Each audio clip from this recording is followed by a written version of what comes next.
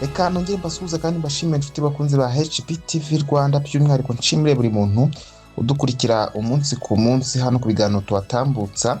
Muraba agaciro cyane. Nge nitwa Ruben Masengesho, hano tuhatambutsa ibiganiro biba birimo amakuru agezweho mu masaha atandukanye y'umunsi, twanyuze ariko n'ibindi biganiro mu bisata bitandukanye, by'umwihariko n'inkuru zicukumbuye. Mbazanira amakuru agezweho yo muri ano masaha, ndaza kubabwira ku nkuru ziri kuvuga mu Rwanda ndetse no hanze yarwo. By'umwihariko ndaza guhera mu Rwanda babwire ko mu karere ka Rulindo babiri bapfiriye mu rugomo rw'abakora ubucukuzi bw'amabuye y'agaciro butemewe.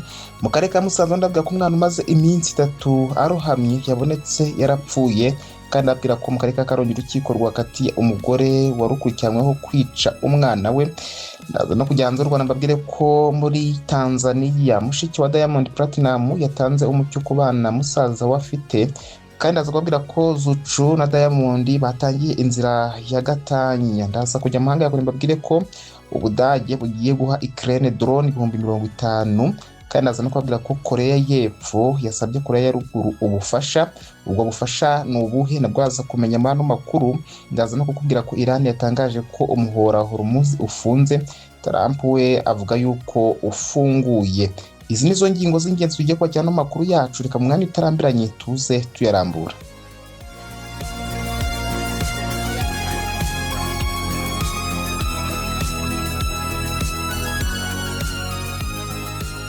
Mu karere ka Rulindo reka mbabwire ko babiri bapfiriye mu rugomo rw'abakora ubucukuzi bw'amabuye y'agaciro butemewe. Abagabo babiri bo mu karere ka Rulindo bapfuye nyuma yo gukubitwa n'itsinda y'abakora ubucukuzi bw'amabuye y'agaciro butemewe. Uru rugomo rwabereye mu murenge wa Murambi n'uwa Kinzuzi tariki ya 11 Nyakanga 2026. Somana Theogene wari uraho uru rugomo rwatangiriye mu murenge wa Murambi ni mu karere ka Rulindo yabwiye igihe ko saa 2 z'ijoro itsinda ry'abakora ubucukuzi butemewe bw'amabuye y'agaciro bazwi ku izina ry'abapari bageze mu isantere y'ubucuruzi yahitwa mu Marembo ritwara umugabo witwa Munyankindi Viseni n'undi bahimba Mudimba. Iryo tsinda ryerekeje mu gace ka Budakiranya rijyana n'abo bantu mu rugaragara, rigenda ribakubita inzira yose. Bukeye umurambo w'umwe uboneka mu mudugudu wa Rudogo, undi uboneka muri Rugaragara. Umuvugizi wa polisi y'u Rwanda mu ntara y'Amajyaruguru CIP Ngirabakunzi Nyasi yabwiye igihe ko bakimenya aya makuru bajyanye yo n'izindi nzego zirimo Dasso, ingabo, ubuyobozi bw'inzego z'ibanze ndetse na RIB. Yagize ati byabaye mu ijoro ryakeye ariko twabimenye mu gitondo. Abakekwa bose hamwe mu 8 tumaze gufata umuntu umwe, abandi baracyashakishwa. Uwafashwe afungiye kuri sitasiyo ya polisi ya Murambi, mirambo yajyanywe ku bitaro bya Rutongo. CIP Inyasi Ngirabakunzi yasabye abaturage gukora ibyemewe n'amategeko, kwirinda amakimbirane no kwihorera. Ibibaye mu gihe nta minsi 2 irashira itsinda ry'ibihazi rikora ubucukuzi butemewe bw'amabuye y'agaciro rikubise abandi bantu babiri, ariko bo ntabwo bapfuye. Iryo tsinda kandi hari n'inzu y'umuturage riherutse gusenya. Umuyobozi w'akarere ka Rulindo Mukanyirigira Judith yageze ahabereye ubu bugizi bwa nabi, aganiriza abaturage abasaba gutangira amakuru ku gihe no kwirinda urugomo. Anasaba uwaba ufite amakuru yafasha mu iperereza ko yayageza ku buyobozi. Reka dukomereza mu karere ka Musanze mbabwire ko umwana umaze iminsi 3 arohamye yabonetse yarapfuye. Umwana uherutse kurohama mu mugezi wa Mukungwa mu karere ka Musanze akaburirwa irengero, murambo we wabonetse. Uyu mwana w'imyaka 17 yarohamye muri uyu mugezi tariki ya 9 Nyakanga 2026 ubwo yari kumwe n'abandi bana. Umunyamabanga nshingwabikorwa w'umurenge wa Rwaza Nkunziza Faustin yabwiye igihe ko uyu mwana ajyanye n'abandi bari bagiye kumwigisha koga ararohama bimuviramo urupfu. Gitifu Nkunziza yaboneyeho gusaba ababyeyi kutibagirwa inshingano zabo zo kuba hafi abana babo bari mu biruhuko, ndetse ko leta mu gushyiraho akayo yashyizeho gahunda y'itorero mu biruhuko kugira ngo bafashwe mu bikorwa by'imikino n'imyidagaduro, kubarinda ubuzererezi kugira ngo bazasubire ku ishuri bafite uburere.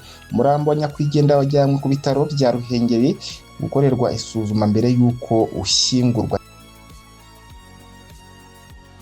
Reka dukomeza mu karere ka Karongi mbabwire ko urukiko rwakatiye umugore wari ukurikiranyweho kwiyicira umwana. Urukiko rwisumbuye rwa Karongi rwasomye urubanza ubushinjacyaha buregamo umugore w'imyaka 31 wari ukurikiranyweho icyaha cyo kwica umwana yibyariye ndetse n'icyaha cy'ubwinjiracyaha ku cyaha cy'ubwicanyi rumukatira igihano cy'igifungo cya burundu. Icyaha yarakurikiranyweho cyakozwe tariki ya 20 z'ukwa gatatu 2026 mu rugo iwabo ahavuka mu mudugudu wa Duhati mu kagari ka Murehe mu murenge wa Twumba ni mu karere ka Karongi, nyuma yo kugirana amakimbirane na se umubyara bapfa ko yamwimye miliyoni imwe y'amafaranga y'u Rwanda kugira ngo asubire mu karere ka Bugesera aho yabaga acuruza.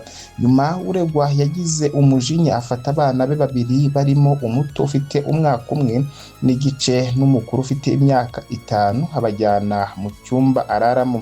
Mu rukerera rwo ku itariki ya 20 z'ukwa gatatu 2026 nk'uko iyi nkuru dukesha ubushinjacyaha bukuru ivuga, yakubise umuhini umwana muto aramwica, naho umukuru we amukubita umuhini ntiyapfa, ubu akaba ari muri koma. Mu rubanza aregwa yaburanye ahakana ibyaha agasobanura ko ari abagizi ba nabi babasanze mu nzu bakabagirira nabi.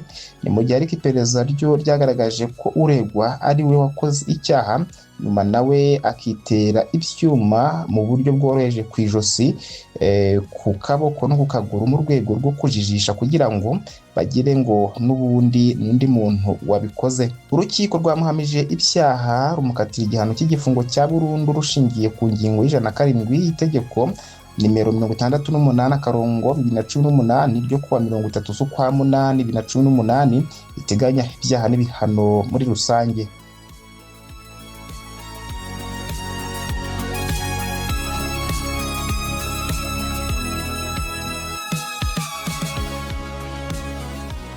Mushiki wa Diamond Platinum Esima Platinum yahakanye amakuru amaze igihe akwirakwira ku mbuga nkoranyambaga avuga ko musaza we yaba afite abana 8, ashimangira ko ayo makuru nta shingiro afite.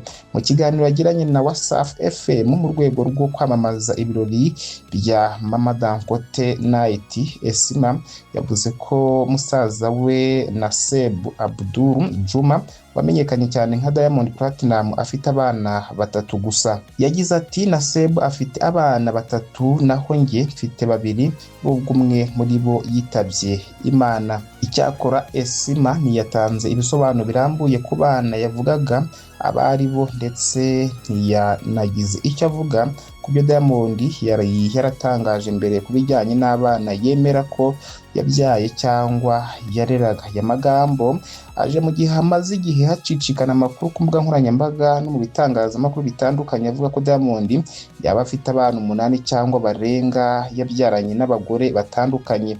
Mu kiganiro aherutse kugirana na iHeart Radio, Diamond Platinum yavuze ko azi neza ko afite abana, ariko yemera ko hari bamwe mu bana yagiye arera bashobora kuba atarabe. Yavuze ko nubwo hari abo atizeye ko arabe mu buryo bw'amaraso, akomeza kubitaho kandi akirinda amakimbirane n'ababyeyi babo. Reka kandi tukiri muri kino gihugu mbabwire ko Zuchu na Diamond batangiye inzira ya gatanya. Umuhanzi wo muri Tanzania Zuhura Othman Saudi uzwi nka Zuchu yatangaje ko we n'umugabo we Naseb Abdul wabamaye nka Diamond Platinum batakiri kumwe, ndetse ko batangiye inzira yo gusoza burundu urushako rwabo binyuze muri gatanya. Aya makuru yayatangaje ku cyumweru tariki ya 12 Nyakanga 2026 binyujije ku rubuga rwe rwa Instagram, aho yavuze ko yafashe umwanzuro ukomeye nyuma y'imyaka 6 yari amaze ari mu rukundo na Diamond. Yakomeje yifuriza Diamond n'umuryango w'amahirwe mu buzima bwabo, agaragaza ko nubwo bitamworoheye yemeye kwakira ibihe bishya ubuzima bumugejejemo. Ubutumwa bwe ntiyigeze agaragaza icyaba cyaratumye bafata umwanzuro wo gutandukana. Ni mu gihe kandi Diamond Platinum atari yatangaza icyo abivugaho kugeza aya makuru atangajwe. Aya makuru aje nyuma y'umunsi umwe abakunzi babo batangiye kwibaza impamvu Zuchu atagaragaye mu birori byo kwizihiza isabukuru ya Mama Dangote, umubyeyi ubyara Diamond Platinum. Kutaboneka kwe muri ibyo birori byakuruye impaka nyinshi ku mbuga nkoranyambaga, bamwe batangira gukeka ko umubano wabo utari uhagaze neza. Reka dukomereze mahanga ya kure mbabwire ko Korea y'Epfo yasabye Korea ya ruguru ubufasha. Minisiteri y'ubumwe bwa Korea y'Epfo yatangaje ko yasabye Korea ya ruguru ubufasha mu gushaka umugabo wo mu ngabo zirwana mu mazi wayo wabuze hafi y'umupaka w'ibihugu byombi. Ubusabe bwatanzwe binyuze mu butumwa bugufi bwo kuri telefone bwohererejwe abanyamakuru kubera ko nta muyoboro w'itumanaho uhari uhuza ibihugu byombi nk'uko minisiteri ishinzwe imibanire hagati ya Korea zombi yabitangaje. Minisiteri yavuze ko ubwo butumwa bwari bugenewe ubutegetsi bwa Korea ya ruguru nk'uko Reuters yabyanditse. Perezida wa Korea y'Epfo Lee Jae-yong yakomeje gushaka uko yahosha amakimbirane na Korea ya ruguru kuva yajya ku butegetsi umwaka ushize, gusa ubusabe bwagiye butangwa kenshi bwo kugirana ibiganiro na Korea ya ruguru bwakomeje kwanga n'iki gihugu, ndetse Korea ya ruguru yatangaje ko mu bihumbi 2024 ko Korea y'Epfo ari umwanzi ukomeye. Dukomereze mu Budage babwire ko Budage bugiye guha Ukraine drone 50. Ubudage bugiye gutera inkunga Ukraine drone 50 zikoreshwa mu kugaba ibitero, aho iri soko riri mu manini azwi yakozwe n'iki gihugu kugira ngo gifashe Kiev guhangana n'Uburusiya. Ukraine imaze igihe kinini ikoresha drone mu ntambara imaze imyaka irenga 4 hanganyemo n'Uburusiya. Ubu iki gihugu gikora drone zibarirwa muri za miliyoni buri mwaka, mu gihe ingabo zacyo zikora ibitero ibihumbi byinshi bya drone buri munsi. Iri soko rya drone 50 harimo za Schlick First Person View izizwi nka APV zikorwa n'uruganda rukomeye rwo muri Ukraine rukora drone ruzwi nka Skyfire. Izi drone zifite porogaramu y'ikoranabuhanga cyangwa se software yakozwe n'ikigo cya Leta Zunze Ubumwe za Amerika gikora ikoranabuhanga gifashishwa mu bikoresho bya gisirikare kizwi nka Oterion. Umuyobozi mukuru wa Oterion Lorenzo Meria yemeje ingano y'iri soko avuga ko rifite agaciro kari hafi miliyoni 90 z'amayero kandi ko ryatewe inkunga n'igihugu kimwe cyo mu Burayi. Meria yavuze ko zimwe muri izo drone zamaze gushyikirizwa Leta ya Ukraine mu gihe izisigaye zizoherezwa muri uyu mwaka.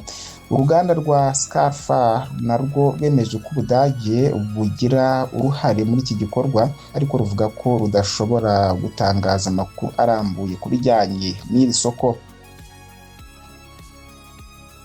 Reka dusoreze ku ntambara ya Leta Zunze Ubumwe za Amerika na Iran. Babwire ko Iran yatangaje ko yafunze umuhora Hormuz, Trump agashimangira yuko ngo ufunguye. Iran yatangaje ko yafashe icyemezo cyo guhagarika urujya n'uruza rw'amato muri Hormuz, umwe mu muhora ukomeye ku isi ukoreshwa mu gutwara peteroli, ariko Perezida wa Leta Zunze Ubumwe za Amerika Donald Trump avuga ko uwo muhora ugikora kandi ko amato akomeje kunyuramo.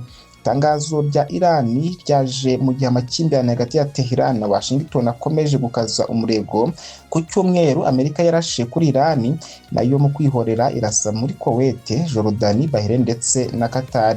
Urwego rushinzwe imiyoborere y'umuhora wo mu kigobe cya Perse muri Iran rwavuze ko kunyura muri uyu muhora bidashoboka kugeza igihe umutekano n'ituze bizagarukira. Iran yavuze ko iki cyemezo cyatewe n'ibyo yise ibikorwa bya gisirikare bya Leta Zunze Ubumwe za Amerika mu karere. Yatangaje kandi ko amato azongera kwemererwa kunyura muri uwo muhora nyuma yo gusuzuma uko umutekano wifashe no gutanga impushya zikenewe. Ku cyumweru Perezida Donald Trump we yavuze ko umuhora wa Hormuz ufunguye ku bucuruzi mpuzamahanga nubwo Amerika na Iran bikomeje intambara. Trump yabivugiye mu kiganiro yagiranye na televiziyo NBC, yavuze ko amato y'ubucuruzi ashobora gukomeza gukoresha uwo muhora. Igisirikare cya Amerika nacyo cyatangaje ko amato akomeje kunyura mu muhora Hormuz, kivuga ko Iran idafite ubushobozi bwo kugenzura uwo muhora mu buryo bwuzuye. Nshuti bakunzi ba HPTV Rwanda, inaha dusoje amakuru yaragezweho yo muri ano masaha. Bashimira ko mu bihe bitandukanye, masaha atandukanye umunsi mukomeza kubana natwe muri ab'agaciro, niyo mpamvu natwe tubategurira iby'agaciro. Nge nitwa Ruben Masengesho, mugire umunsi mwiza, muhahe murongo.